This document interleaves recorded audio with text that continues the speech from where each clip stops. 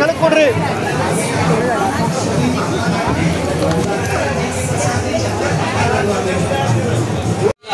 ಗುರುರಾಜರು ರಚನೆ ಮಾಡಿದ ಕುಂಜಗಳು ಅಂದ್ರೆ ಇವುಗಳನ್ನೇ ಕುಂಜ ಅಂತ ಕರೆಯೋದು.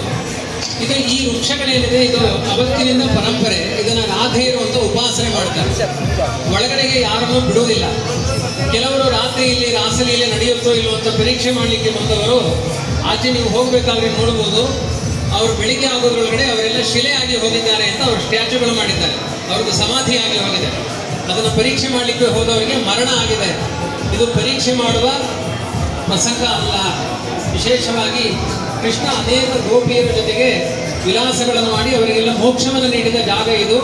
ಇದು ಅನೇಕ ವನಗಳಿದೆ. ನಿಧಿವನ, ಮಧುವನ, ನಿಕುಂಜವನ, 21 ವನಗಳಲ್ಲಿ ಇದು ಒಂದು ಪ್ರಧಾನವಾದ ನಿಧಿವನ. ಇದು ವಾಸ್ತವಿಕವಾಗಿ ಇದರ ಒಳಗಡೆಗೆ ನುಗ್ಗಲಿಕ್ಕೆ ಬರಲಿಕ್ಕೆ ಸಾಧ್ಯ ಇಲ್ಲ, ಅಷ್ಟು ಜನಜಂಗುಳಿ ಇರುತ್ತೆ. ನಾನು ಹಿಂದೊಂದು ಬಾರಿ ಬಂದಾಗ ಅಲ್ಲಿಂದ ಇಲ್ಲಿಗೆ ಬರಲಿಕ್ಕೆ ನಮಗೆ 1.5 ಗಂಟೆ ಬೇಕಾಯಿತು. ಅಷ್ಟು ಜನಗಳ ಸಂಬಂಧ ಇರುತ್ತೆ.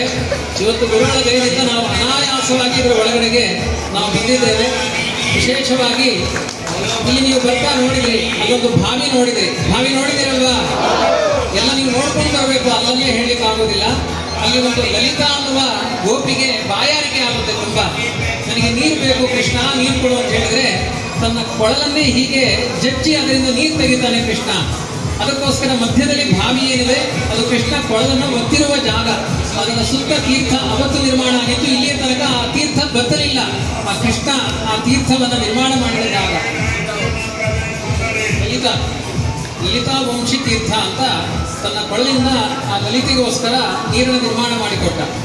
ಅದಾದ್ಮೇಲೆ ಹರಿದಾಸ್ ಅಂತ ಒಬ್ಬರು ತೊಡೆಯ ಮೇಲೆ ಕೃಷ್ಣನನ್ನು ಕೂಡಿಸಿಕೊಂಡಿದ್ರು. ನೋಡಿದ್ರ ಒಂದು ಚಿತ್ರದಲ್ಲಿ ದಾಸರೊಬ್ಬರು ತೊಡೆಯ ಮೇಲೆ ಕೃಷ್ಣನನ್ನು ಕೂಡಿಸಿಕೊಂಡಿದ್ರು. ಅದಕ್ಕೊಂದು ಇತಿಹಾಸವನ್ನು ಹೇಳಿದ್ದಾರೆ ಇಲ್ಲಿ. ತಾನ್ಸೇನ್ ಕಾಲದಲ್ಲಿ ಅವನು ತುಂಬಾ ದೊಡ್ಡ ಸಂಗೀತದಲ್ಲಿ ಎತ್ತಿದ ಕೈ. ಅವನು ಅನೇಕ ಕಾರ್ಯಕ್ರಮಗಳನ್ನು ಮಾಡ್ತಾ ಇದ್ದ. ಏಕಾಂತದಲ್ಲಿ ದೇವರ ಪ್ರೀತಿಗೋಸ್ಕರನೂ ಹೇಳ್ತಾ ಇದ್ದ. ಇಂಥ ಒಂದು ಅದ್ಭುತವಾದ ಗಾನಶಕ್ತಿ ಅವನಲ್ಲಿತ್ತು.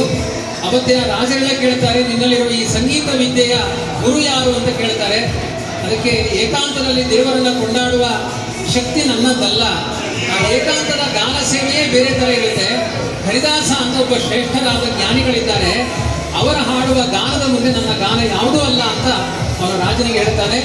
ಅವರಿಬ್ಬರು ಏಕಾಂತದಲ್ಲಿ, ಯಾರಾದರೂ ಪಬ್ಲಿಕ್ ಬಂದರೆ ಅವರು ಹಾಡು ಹೇಳಲ್ಲ, ಏಕಾಂತದಲ್ಲಿ ಕೃಷ್ಣನ ಹಾಡನ್ನು ಹೇಳ್ತಾ ಇರ್ತಾರೆ. ಕೃಷ್ಣ ಈ ಭೂಮಿಯಿಂದ ಎದ್ದು ಬಂದು ಅವರ ಗಾನಕ್ಕೆ ಒಲಿದು ತೊಡೆ ಮೇಲೆ ಕೂತ್ಕೊಳ್ತಾನೆ. ಅದನ್ನು ಅಲ್ಲಿ ಸೂಚನೆ ಮಾಡಿದ್ದಾರೆ. ಅಂತ ಹರಿದಾಸ ಅನ್ನುವ ಸಂತರ ಸಮಾಧಿಯ ಜಾಗ ಇಲ್ಲಿದೆ. ಆ ಸಮಾಧಿಯ ಜಾಗ ಮುಂದೆ ಇಲ್ಲಿದೆ. ಅನೇಕ ಗೋಪಿಯರು ಇಲ್ಲಿ ಕೃಷ್ಣನ ಜೊತೆಗೆ ಅಂಗಸಂಗವನ್ನು ಪಡೆದು ವಿಶೇಷವಾದ ಸ್ಥಾನವನ್ನು ಅಲಂಕರಿಸಿದ್ದಾರೆ ಅಂತ. ಈ ರಜದ ಭೂಮಿ ಅತ್ಯಂತ ಪವಿತ್ರವಾದದ್ದು. ಇಲ್ಲಿ ನರ್ತನ ಮಾಡಿದರೆ ಕೃಷ್ಣನ ಆ ಸಂಸ್ಕಾರಗಳನ್ನು ನೆನಪ ಮಾಡಿಕೊಂಡು ನಾವು ಗಾನ ಮಾಡಿದರೆ ನಮ್ಮ ದೇಹದಲ್ಲಿ ಅಂಟಿರುವ ಪಾಪಗಳೆಲ್ಲ ಓಡಿ ಹೋಗುತ್ತಂತೆ. ನಾರದ ಪುರಾಣದಲ್ಲಿ ಅದರ ಇತಿಹಾಸವನ್ನು ಹೇಳಿದ್ದಾರೆ. ಸುಮ್ಮನೆ ವಿನೋದಕ್ಕೋಸ್ಕರ ಹೇಳ್ತಾ ಇಲ್ಲ. ಎದ್ದು ನಿಂತು ನರ್ತನ ಮಾಡಿದರೆ ದೇಹದಲ್ಲಿ ಅಂಟಿದ ಬ್ರಹ್ಮಹತ್ಯಾದಿ ಪಾಪಗಳೆಲ್ಲ ಬಿಟ್ಟು ಹೋಗುತ್ತೆ, ಪಿಶಾಚಿ ಬಾಧೆಗಳೆಲ್ಲ ಪರಿಹಾರ ಆಗುತ್ತಂತೆ. ಹಾಗಾಗಿ ಮುಂದಿನ ಕೆಲಸ ನಿಮಗೆ ಎದ್ದು ನಿಂತು 2 ಕೈಗಳನ್ನು ಮೇಲೆತ್ತಿ ದಾಕ್ಷಿಣ್ಯ ಬಿಟ್ಟು ನರ್ತನ ಮಾಡಬೇಕು. ಹರೇ ರಾಮ ಹರೇ ರಾಮ ರಾಮ ರಾಮ ಹರೇ